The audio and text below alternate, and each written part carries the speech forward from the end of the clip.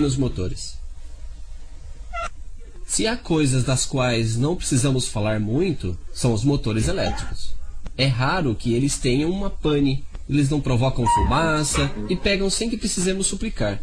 Enfim, eles funcionam tão bem que a gente se pergunta até como é que eles funcionam. Mas não há razão para isso. O princípio básico do motor elétrico não data de ontem. A história é ligada ao princípio do eletroímã. Quando fazemos passar uma corrente por uma bobina enrolada em torno de um núcleo de ferro, ela se comporta como um ímã, com um polo norte e um polo sul.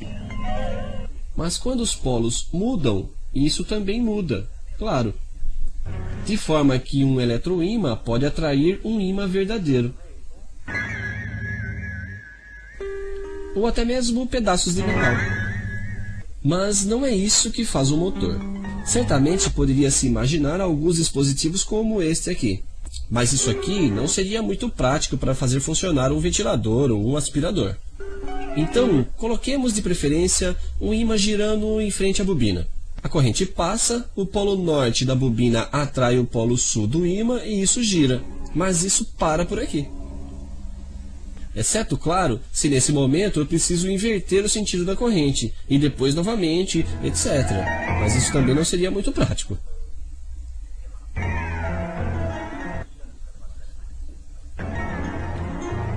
Segunda tentativa. Eu substituo o ímã por uma bobina, também giratória. Eu faço passar uma segunda corrente, o que dá um segundo eletroímã, e isso gira.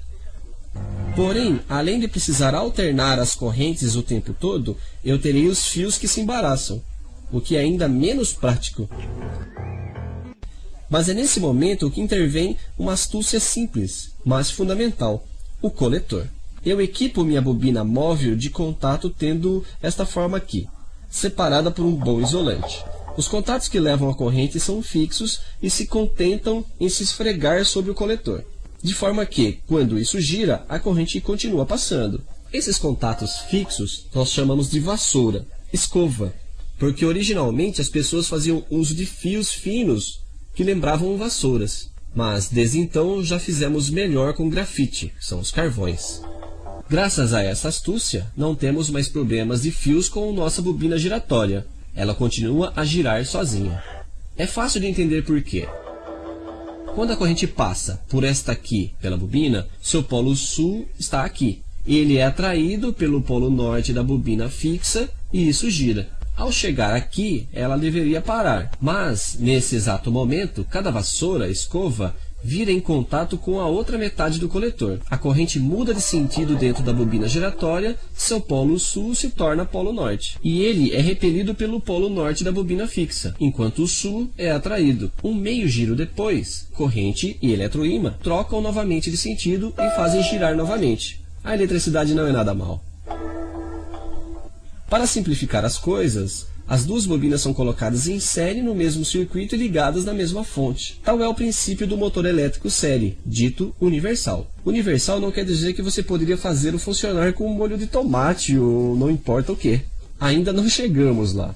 Universal porque, se no lugar de uma fonte contínua, como em nossas experiências, nós alimentássemos com uma fonte alternada, isso continua a funcionar. Evidentemente, a corrente alternada muda de sentido. Mas quando isso acontece? O polo do eletroímã fixo muda de sentido, e o polo do eletroímã móvel também, e ao mesmo tempo, de modo que as forças de interação entre os polos não mudam, e isso continua a girar.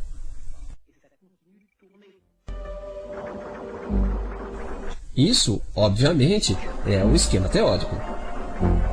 Na prática, para fazer trabalhar os dois polos do eletroímã fixo, nós lhe damos esse aspecto aqui. Nós o chamamos de estator.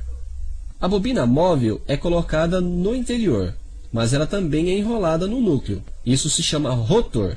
Quanto ao coletor, ele é geralmente colocado aqui. As vassouras, escovas de carvão são colocadas dessa forma. É assim que nosso bom motor elétrico faz girar o seu ventilador, o seu refrigerador, o seu aspirador. A eletricidade não é nada mal.